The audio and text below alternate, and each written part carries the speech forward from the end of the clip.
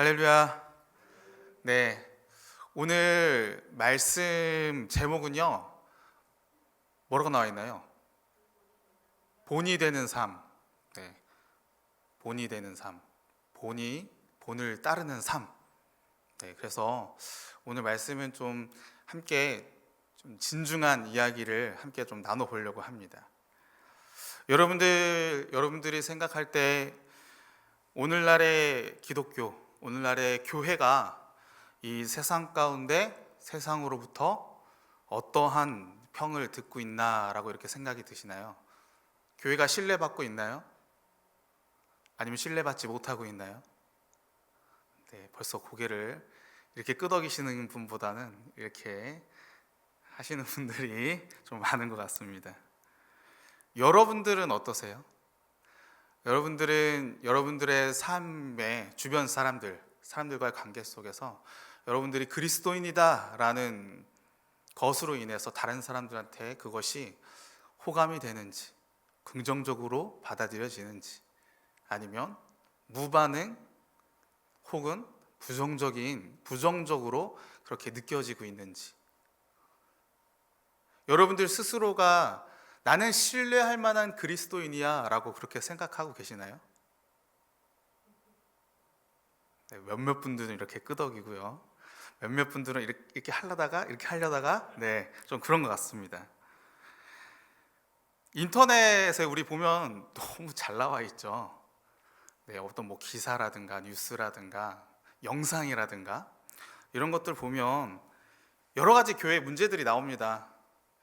교회의 문제, 목회자들의 문제, 성도들 문제 막 나와요. 댓글을 보면은 항상 꼭 한 개씩 보는 것 같아요. 나도 그리스도인인데, 나도 교회 다니는 사람인데 라고 이야기하면서 또 비판합니다. 교회 안 다니는 사람은 뭐, 예수 믿지 않는 사람은 뭐 말할 것도 없고요, 교회 다니는 사람들마저도, 예수 믿는다고 하는 사람들마저도 거기에 동일하게 비판과 비난을 하고 있어요. 여러분들, 왜 우리가 지금 이러한 상황까지 온 걸까요? 왜 우리 신뢰받지 못하고 있나요? 왜 세상뿐만 아니라, 믿지 않는 세상뿐만 아니라 우리 그리스도인들 스스로조차도 교회를 신뢰하지 못하고 있을까요? 이 질문에 대한 대답으로 저는 이 기대를 우리가 충족하지 못하기 때문이 아닌가라는 생각이 듭니다. 믿지 않는 사람들이 우리 그리스도인에 대한 기대, 이것뿐만 아니라 우리 스스로가 그리스도인으로서의 자기 스스로에 대한 기대 혹은 교회에 대한 기대, 이런 것들이 충족되지 못하기 때문이지 않을까 생각이 들어요. 그러면 여러분들, 교회에 대해서 무엇을 기대하고 계시나요? 무엇이 이 신뢰를 받는 것에 있어서 문제가 되고 있습니까? 우리 왜 신뢰받지 못하고 있나요? 우선 이건 아닌 것 같아요. 신학적, 교리적 진리 때문에 이게 문제가 돼서 기독교가 신뢰를 받지 못하고 있다, 이건 아닌 것 같습니다. 예수님이 하나님이십니다 라고 이야기하는 거, 그거 물론 안 믿는 사람 있어요, 그렇죠? 신이 아니다 라고 말하는 사람 많습니다. 그런데 믿지 않는 사람들도요, 세상 가운데 존중이라는 단어를 많이 씁니다. 너도 맞고 나도 맞아. 포스트 모더니즘 시대다, 이렇게 이야기하잖아요, 그렇죠? 종교가 종교마다 서로를 존중합니다. 이게 다원주의잖아요. 다신교적인 거고. 물론 정작 우리 그리스도인은 그렇게 말하지 않고 있지만요.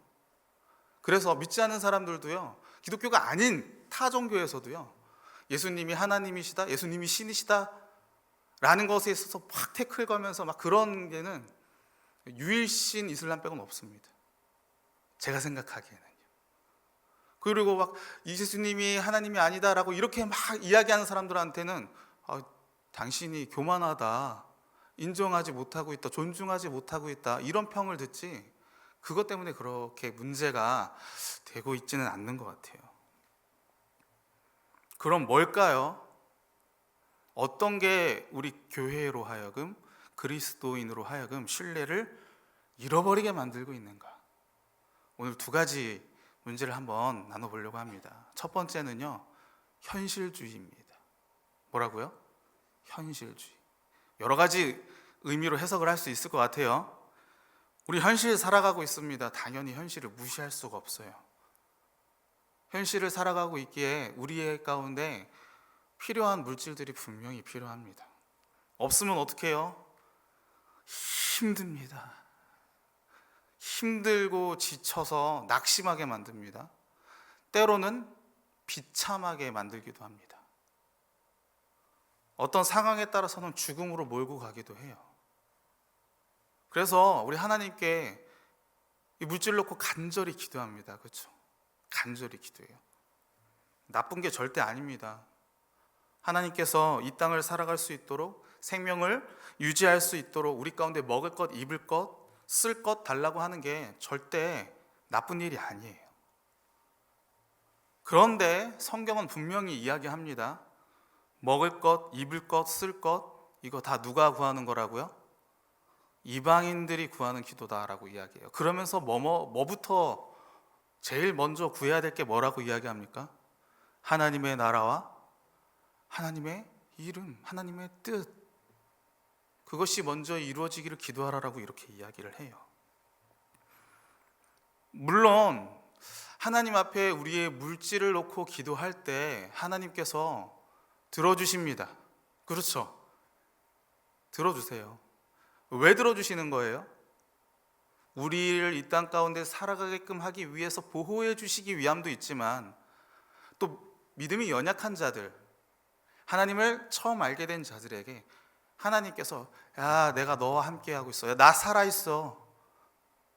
기도에 응답해 주심으로써 하나님께서 존재하고 계심을, 그 하나님이 당신의 다른 사람들의 하나님뿐만이 아니라 나의 하나님이다 라는 것을 알려주시기 위해, 소개해 주시기 위한 방법으로 하나님께서는 우리의 그 물질에 대한 기도, 우리의 고난에 대한 기도, 우리의 힘듦에 대한 기도, 이런 것들을 들어주십니다.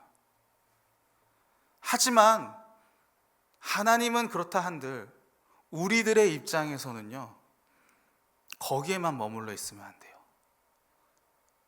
너무나 당연한 말이죠. 거기에만 머물러 있지 않습니다. 말씀을 읽고 듣고 알아가면서 우리 그리스도인은 더 중요한 것이 무엇인지, 더 가치 있고 더 그거보다 크고 고귀한 것이 무엇인지, 하나님께서 원하시는 것이 무엇인지 우리는 알게 됩니다.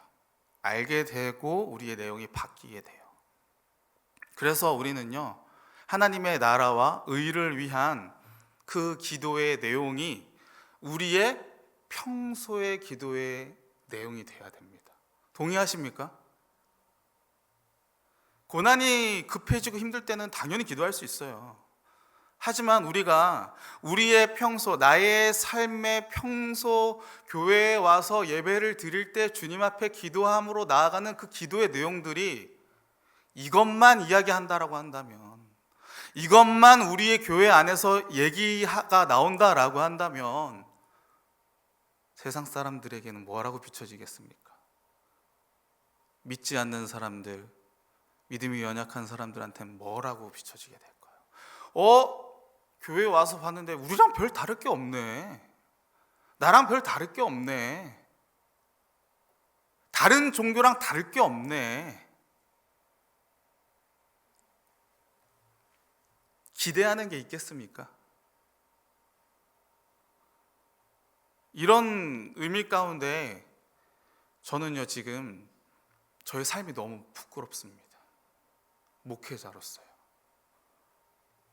목회자도 사람이다. 가정을 돌봐야 한다. 목회자도 쉬어야 한다. 목회자도 죄를 지을 수 있다. 사실이죠, 그렇죠? 진짜입니다. 저도 그렇게 생각하고 또 그렇게 말하고 있어요. 가정이 우선이다, 맞습니다. 그런데 이거를 너무나도 습관처럼 말하고 있는 거 아닌가? 솔직함이라고 하는, 이 솔직함이라고 하는 이거 하나로 인하여서 목회자들이 살아가야 되는 그 기준에 뭔가 약점으로 혹은 핑계로 나오진 않는가? 이런 생각이 들 때가 많습니다. 정작 중요한 본을 보여야 되는 상황에서 매번 핑계를 대서 너무 현실에만 안 봐서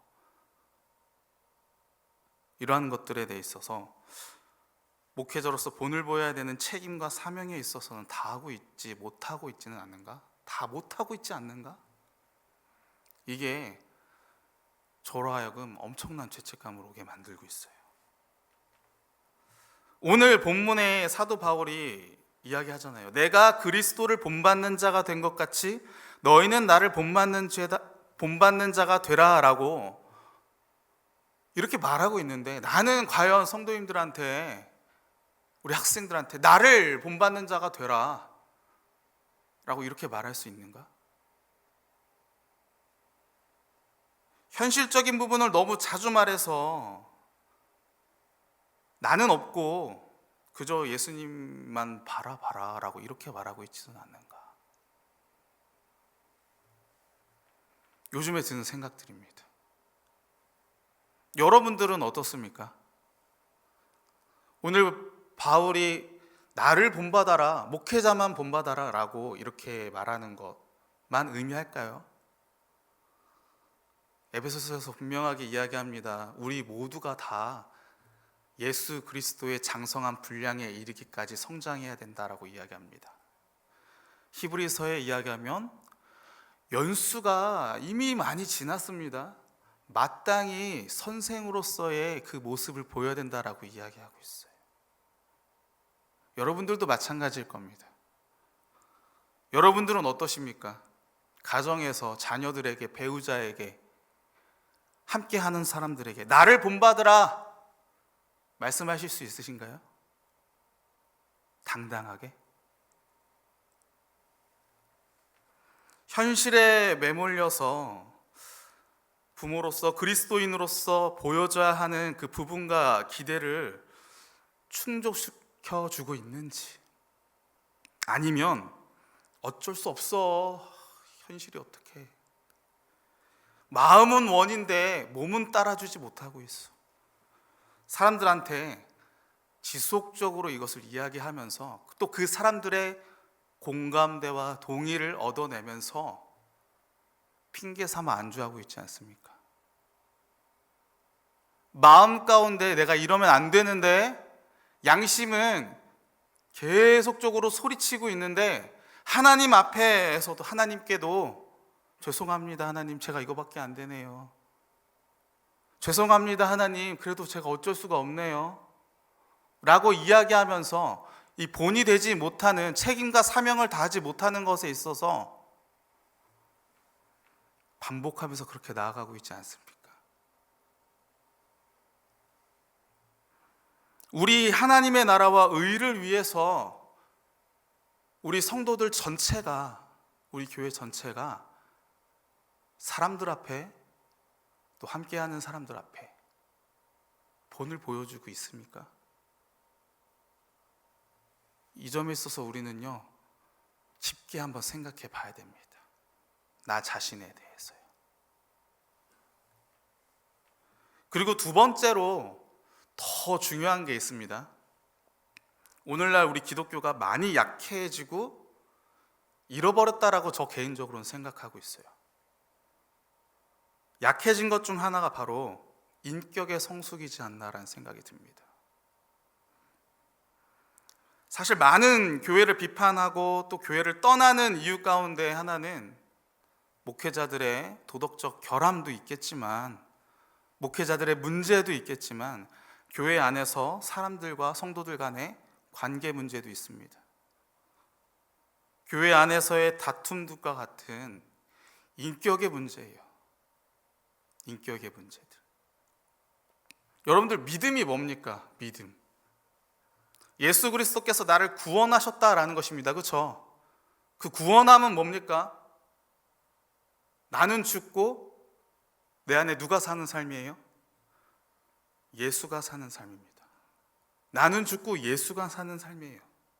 우리 그것을 구원이라고 이야기합니다.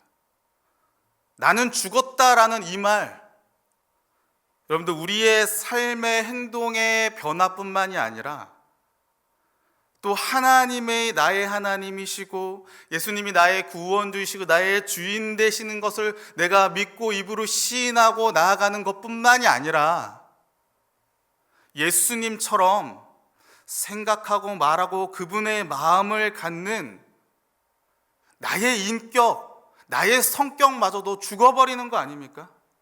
예수님처럼 생각하고 예수님처럼 말하고 예수님의 성품을 내 향기로 내뿜어내는, 이것이 나의 죽음, 자기 비움의 모습이지 않나요?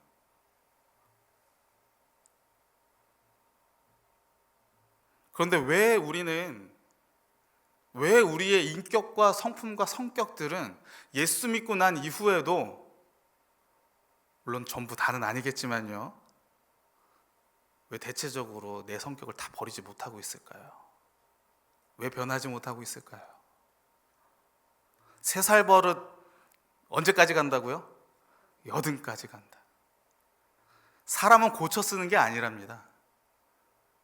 왜 이 세상에 흐르는 이 말을 왜 바뀌지 않음에 우리가 동의하고 있나요?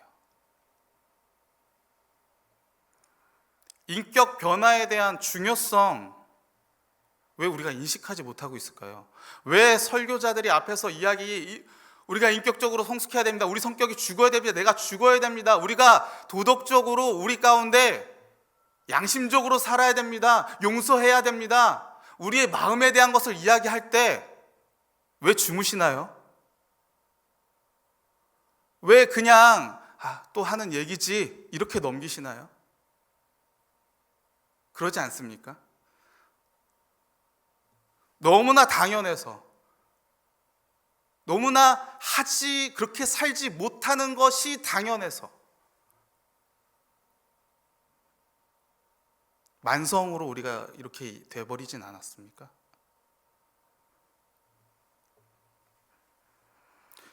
성령의 9가지 열매 가운데 대부분은요, 다 뭐에 대한 이야기입니까? 인격입니다. 인격, 성품. 우린 이미 알고 있습니다. 예수님께서 어떤 마음을 가지고 계셨는지, 어떤 성품을 가지고 계셨는지.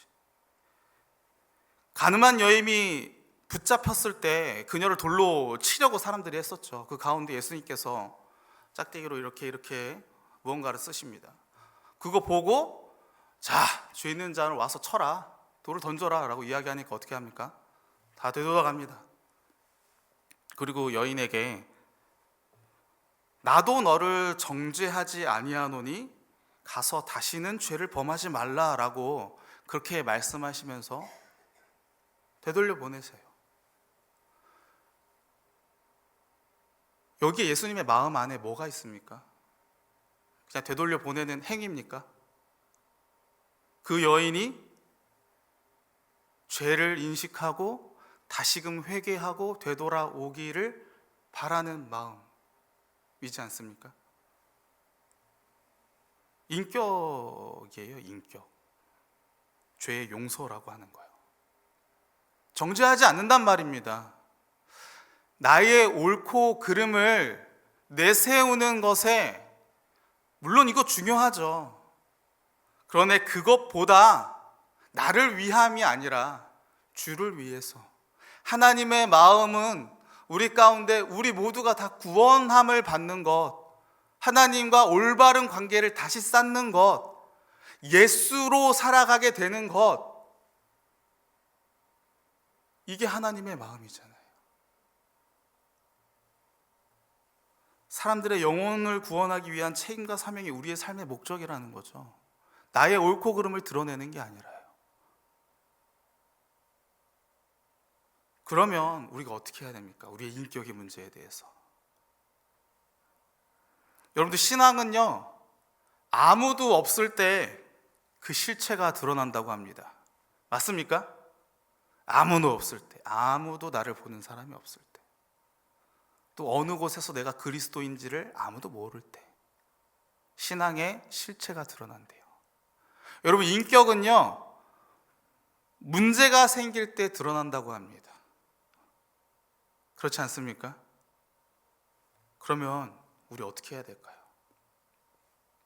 어떻게 예수님의 마음을, 예수님의 인격을 본받는 자가 될 수 있는가?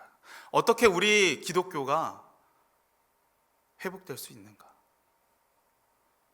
두 가지 이야기하겠습니다. 첫 번째로는 함께 따라해 볼게요. 끊임없이 예수님을 직시하라. 끊임없이 예수님을 뭐 하라고요? 직시하라.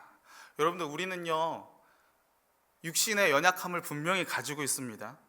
이 육신의 습관, 우리의 행태들은요, 절대 쉽게 바뀌지 않습니다. 우리는 굉장히 감정적인 사람들입니다. 그렇죠? 감정적인 사람들이에요. 이 감정이 격해질 때 우리는요, 우리의 의지로 이 감정을 이겨낼 수가 없어요. 그렇지 않습니까? 화 참으실 수 있는 분 계세요?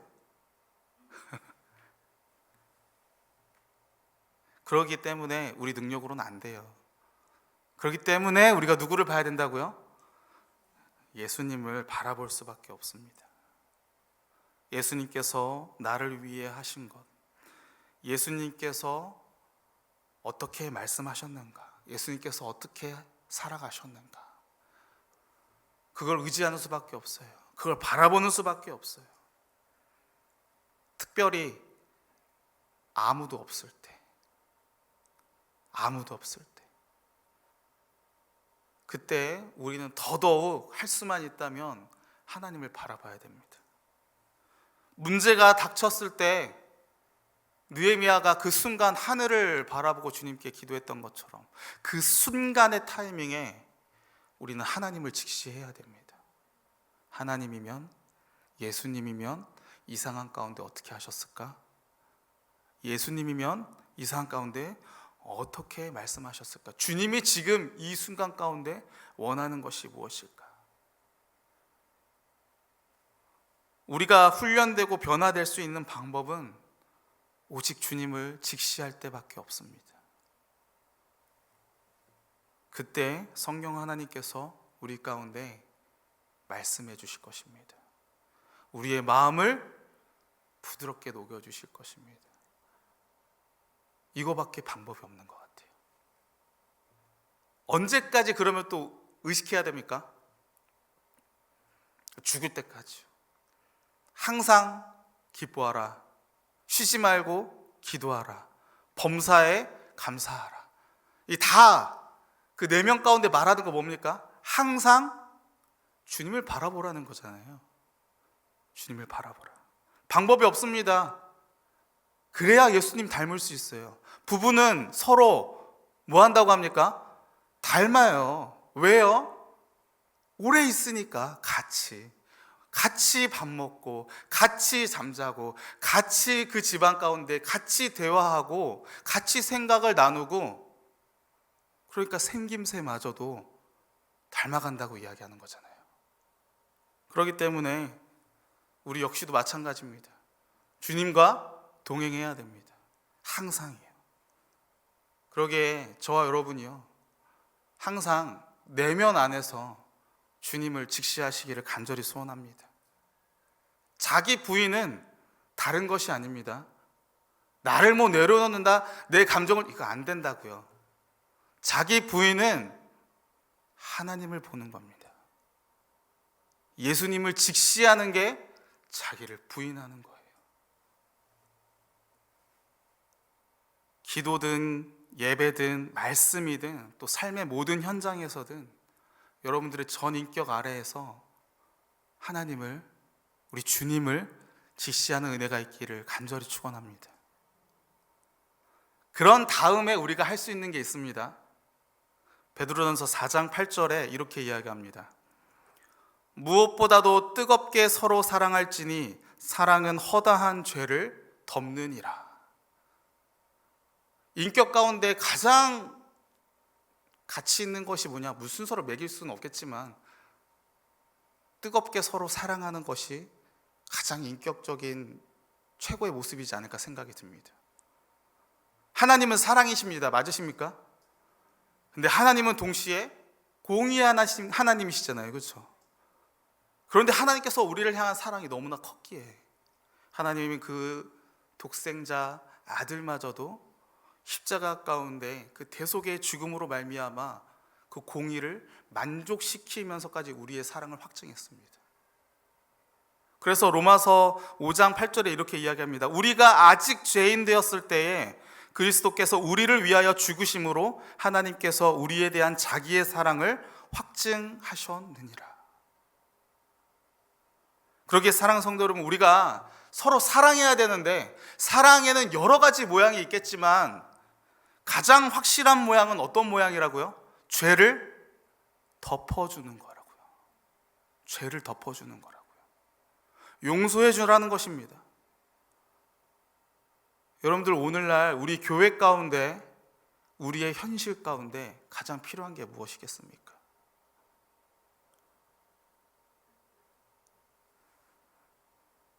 사랑 아닙니까?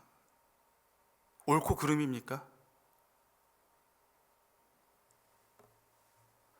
우리는 진리를 따르는 사람들에게 옳고 그름에 대한 영향력이 큰 게 분명한 사실입니다. 우리는 진리를 따르는 사람들이에요. 하지만 동시에 하나님께서 그 진리로 사랑을 이루셨어요. 그 진리를 사랑을 이루시는데 사용하셨습니다. 우리는 이것을 기억해야 됩니다. 아무리 믿음이 크다 한들, 아무리 능력이 크다 한들 사랑이 없으면 다 뭐라고요? 그냥 꽹가리 소리에 불과한 겁니다. 저와 여러분 가운데, 오늘날 우리 교회 가운데 필요한 것, 허다한 죄를 덮어주는 사랑의 모습일 줄로 믿습니다. 여러분들, 쉽지 않습니다. 좁은 길입니다. 예수 믿는다는 것이 우리가 좁은 길이다라고 이야기하지만 정말로 좁은 길입니다. 그리스도인으로 산다는 것이 정말 어려운 문제임을 요즘 들어 더 많이 느끼고 있습니다. 세상과 다른 선한 모습으로 하나님의 이름을 믿지 않는 사람들, 그들의 입으로 우리의 선한 모습을 보면서 하나님의 이름을 드러내고 하나님께 영광을 드러내는 삶이 그리스도인들의 삶이라고 했는데, 내 것을 다 내려놔야 된다고 하는데 갈수록 어깨가 무거워집니다. 벅찹니다. 어렵습니다. 그런데 우리만 그런 건 아닌 것 같아요. 사도 바울도 그렇습니다. 사도 바울도요. 사역 초기에 그리고 사역 말기에 그의 모습은 다릅니다. 우리 마가를 데리고 그 2차 전도여행 갈 때 이 마가 문제 때문에 바나바와 다투지 않았습니까? 옳고 그름의 문제에서 사도 바울도 벗어나지 않았단 말입니다. 그리고 나서 바나바와 떨어져서 따로 다니는 일이 생겼잖아요. 하지만 그의 사역 말기에 마가에 대한 그의 필요와 그의 사랑을 다시 드러냅니다. 아마도 사도 바울은 옳고 그름도 주를 위한 옳고 그름이고, 그 옳고 그름도 사랑을 위한 옳고 그름임을 사도 바울도 알게 되지 않았을까 싶어요. 사도 바울의 초창기와 그 말기에 마지막 모습을 가면 갈수록 나는 가장 큰 죄인이고 죄인 중에 괴수고 자기는 가장 작은 자 중에서도 작은 자라고 그렇게 이야기하고 있습니다. 사도 바울이 이렇게 고백하기까지 그도 수십 년간 걸렸어요. 저와 여러분은요, 훨씬 더 시간이 오래 걸리겠죠? 그렇기 때문에 우리는 이제 훈련이 필요합니다. 훈련이 필요해요. 자기를 내려놓는 훈련, 그건 예수님을 직시하는 훈련입니다. 서로 사랑함으로 서로의 허다한 허물을 덮어주는 훈련입니다. 그러기에 저와 여러분이 가장 먼저 우리의 표준, 우리의 기준을 높이시기를 간절히 소원합니다. 사도 바울이 내가 그리스도를 본받는 것처럼, 우리가 누구를 본받아야 된다고요? 그리스도를 본받아요. 예수 그리스도의 그 장성한 분량, 우리가 이것을 기준으로 삼아야 됩니다. 저와 여러분의 마음과 행동과 우리의 말, 우리의 표정, 우리의 생각 가운데 예수의 모습이 나와야 되는 거예요. 표준을 높게 잡으시길 바랍니다. 기준을 높게 잡으시길 바랍니다. 현실주의에 타협하지 마시기 바랍니다.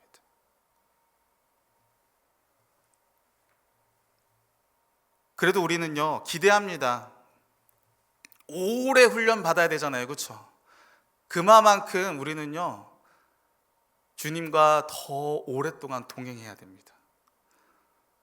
우리는 그 고난의 그 훈련의 시간 동안 더 많은 주님의 은혜를 경험하게 될 겁니다.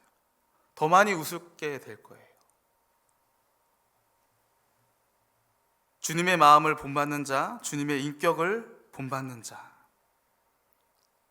저와 여러분이 이렇게 살아가게 되기를 간절히 소원합니다. 그럴 때 초대교회 때처럼 믿지 않는 사람들이 우리로 하여금 그리스도인이다 라고 이렇게 불리게 될 줄로 믿습니다. 오늘 기도 가운데 이거 놓고 기도하시면서 주님, 나의 이 약함들, 나의 이 변하지 않는 성격들, 주님, 제가 주님 앞에 제대로 주님 앞에 이것을 놓고 기도하지 않았음을 주님 앞에 기도하시면서 서서히 혹은 아주 급격하게 예수님의 모습을 드러내고 사시는 저와 여러분 모두가 되기를 주님의 이름으로 축원합니다.